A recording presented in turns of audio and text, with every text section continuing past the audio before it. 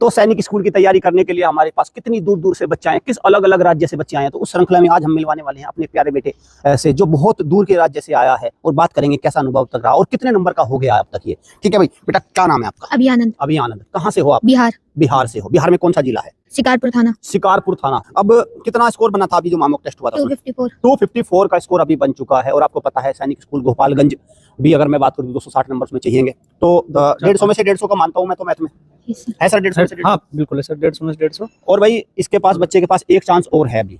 देखो हम एक बात कहते हैं, तो कौन से महीने में आए थे तुम यहाँ पे? सब मई में। मई में आए थे। 2-3 महीने पहले तो लेट ही आया था। ठीक है, किसी दूसरी एकेडमी में पढ़ रहा था, पापा को लगा कि काम का नहीं है, कूड़ा है, वहां से सर वहां से तुरंत ही निकाल लिया। वहां से पैसे भी दे रखे थे। हाँ, बहुत अच्छा डिसीजन लिया, क्योंकि उनको समझ आ चुका था कि पैसे तो गए और साल भी जाएगा, तो बीच में से ही उस कूड़े करकट में से निकाल लिया और फिर यहाँ आ गए। और यहाँ आने के बाद अब हम रिजल्ट के साथ खड़े हैं। पहला चांस है, इस बार बैठेगा। हम बार बार यही कहते हैं सर कि वही 2 साल वाली बात।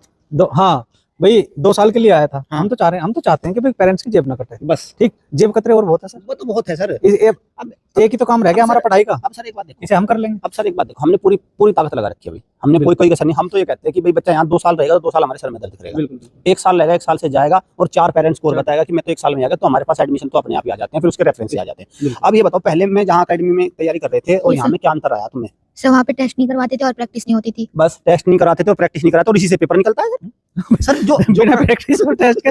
हाँ बिल्कुल भाई, थ्योरी पढ़ा दी सर, उससे हो क्या रहा? यही तो प्रैक्टिस ना करेगा सर, यही तो करते हैं। ये क्या करवा है अपना? कुछ नहीं, अपने वो लेक्चर देने लगे। अरे जब तक ये टेस्ट नहीं करेगा, प्रैक्टिस नहीं करेगा, सर कहाँ से निकल जाएगा? बिल्कुल बिल्कुल। और फिर यहाँ पे आपको क्या देखने को मिला, ये और बताओ एक बार। सर हरदम टेस्ट होता है। हरदम महामॉक। अच्छा एक बात बताओ, एक दिन में कितने टेस्ट हुए?